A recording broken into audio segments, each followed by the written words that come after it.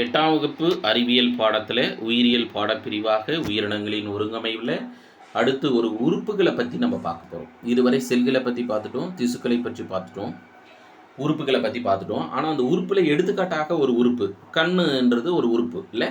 அப்போ கண்ணை பற்றி நம்ம பார்ப்போம்.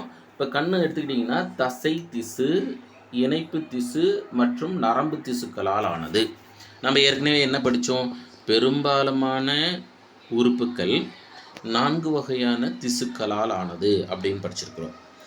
இப்போ தசை திசு, இணைப்பு திசு அப்படின்னு சொல்லும்போது ரத்தம், நரம்பு திசுக்கள் அப்படின்னு சொல்லும்போது நரம்பு. அப்போ தசை திசு, இணைப்பு திசு, நரம்பு திசுக்களால் ஆனது. இப்போ வினா கேட்கப்படும் போது கண்ணானது டேஷ் வகையான திசுக்களால் ஆனது அப்படின்னு கேள்வி கேட்டுட்டு ஆப்ஷன் ஏவில் தசை திசு, பியில் இணைப்பு திசு, சியில் நரம்பு திசு, டியில் இவை அனைத்தும் அப்படின்னு கேட்டாங்கன்னா இவை அனைத்தும் என்பது சரியானது. அடுத்து பாருங்களேன், கண்ணினுடைய பணியாக பார்த்தல் மற்றும் நிறங்களை பிரித்தறிதல்.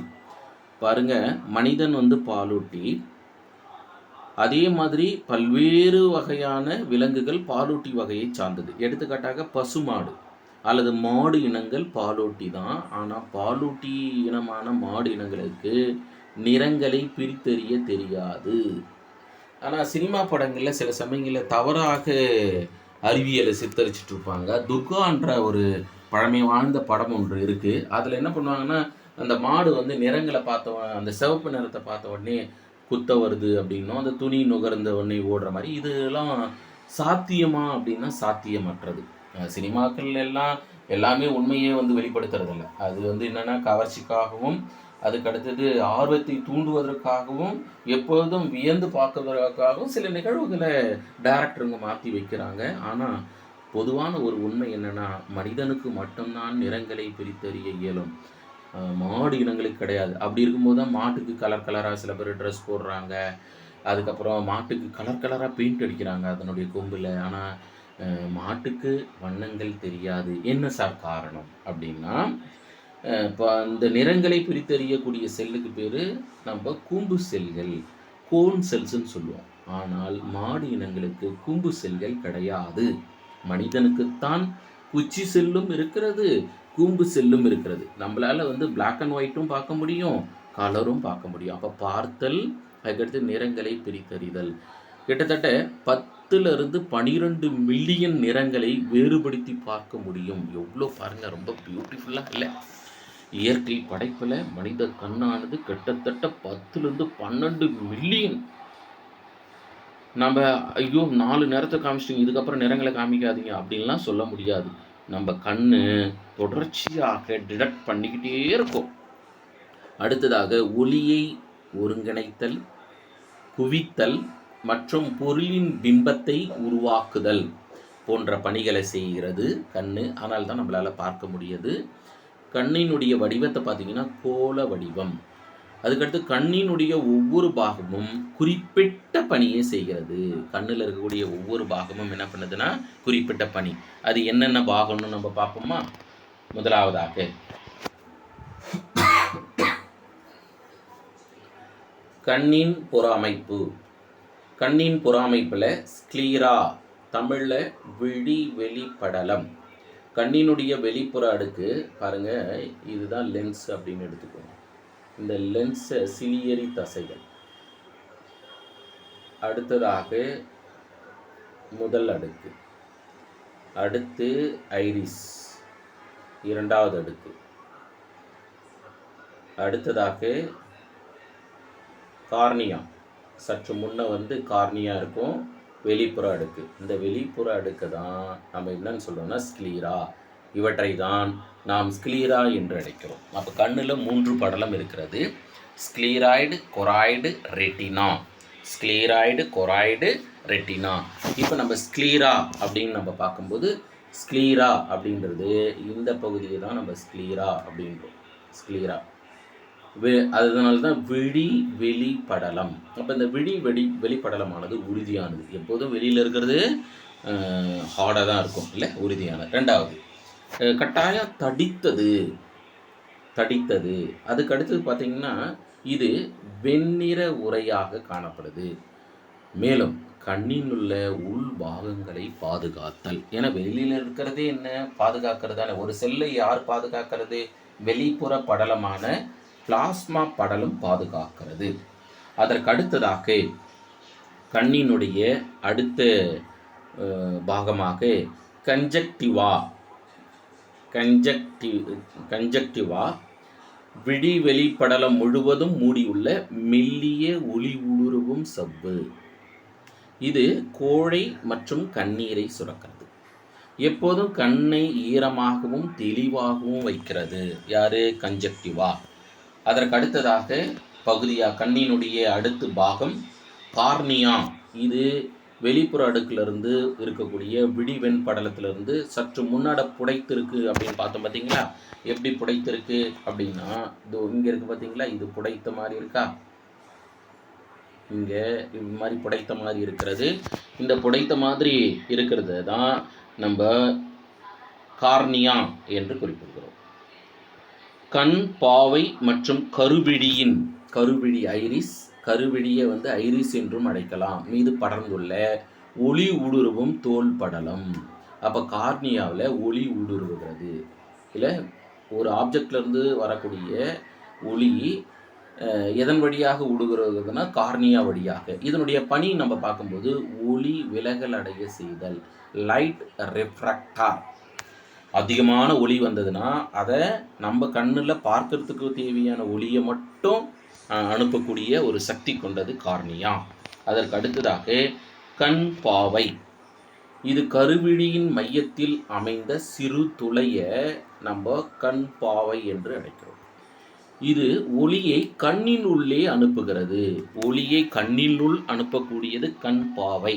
பொப்பில் அப்படின்னு படிச்சிருப்போம். பொப்பில், சில பேர் பிப்பில் அப்படின்னு சொல்கிறாங்க. அடுத்ததாக கண்ணின் வெளிப்புற அமைப்பு முடிந்தது. கண்ணின் உள்ளமைப்பு பற்றி பார்க்குறோம். கண்ணினுடைய உள்ளமைப்பில் லென்ஸு, ஒளி ஊடுருவும் தன்மை கொண்டது லென்ஸு. ஒரு குவியம் கொண்ட பைபோக்கல் லென்ஸ். அப்போ இந்த இடம் நம்ம கேள்வி கேட்கலாம், மனிதனுடைய கண்ணானது என்ன வகையான லென்ஸை கொண்டிருக்கிறது அப்படின்னா பைபோக்கல் லென்ஸ் அப்படின்னா இரு குவியம் கொண்ட லென்ஸ். அவ்வாறு மாற்றி அமைத்து கொள்ளும் திறனுடையது. அதே மாதிரி லென்ஸ் எதனால் ஆனது? கண்ணாடியால் ஆனதா அப்படின்னா இல்லை, புரதத்தால் ஆனது. பெரும்பாலும் நம்ம உடலில் இருக்கக்கூடிய அத்தனை விதமான ரொம்ப என்ன சொல்கிறது ஆரோக்கியமான கட்டமைப்பு, ரொம்ப பியூட்டிஃபுல்லாக அந்தந்த ஆர்கன். கண் இருக்குனாக்கா கண்குழிக்கு ஏற்ற அளவோடு கண் எவ்வளோ அழகாக உருவாகிருக்கு பாருங்கள். இது எல்லாமே எதனால் கட்டமைக்கப்பட்டது அப்படின்னு பார்த்தோம்னா புரதத்தால் ஆனது அப்படின்னு எடுப்போம். அடுத்ததாக லென்ஸானது கார்னியாவின் உதவியுடன் உள் நுழைந்த ஒளியை விலகலடைய செய்து விழித்திரை என்பது ரெட்டினா குவித்து பிம்பத்தை உருவாக்குறது. தலைகீழ் பிம்பத்தை உருவாக்கும். இது நரம்பு வழியாக மூளையில் பார்க்கும் பகுதிக்கு சென்ற பிறகு நம் பொருளை தெளிவாக காண்கிறோம். அடுத்ததாக விழித்திரையை பற்றி, கண்ணில் இருக்கக்கூடிய ஒரு பகுதியாக விழித்திரை.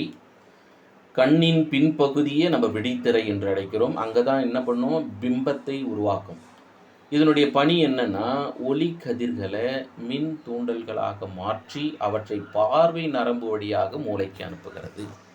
அப்போ ரெட்டினாவினுடைய மிக முக்கிய பணி என்ன அப்படின்னா ஒளி கதிர்கள் அப்படின்னு சொல்லும்போது அது மின் தூண்டல் இல்லை, மின் தூண்டல்களாக ஒளி கதிர்களை மின் தூண்டல்களாக மாற்றி அவற்றை பார்வை நரம்பு வழியாக யாருக்கு அனுப்புகிறாங்கன்னா மூளைக்கு. ஏன்னா மூளை தான் என்ன பண்ணுன்னா என்ன பொருள் என்பதை டிடெக்ட் பண்ணுவாங்க, கண்டறிவாங்க. அதற்கு அடுத்ததாக மனிதனுடைய கண் நீள்வெட்டு தோற்றத்தின் அடிப்படையில் மனிதனுடைய கண்ணில் 2 வகையான திரவம் இருக்கிறது. ஒன்று அக்வஸ் திரவம், இன்னொன்று விட்ரியஸ் திரவம் அல்லது விட்ரியல் திரவம்.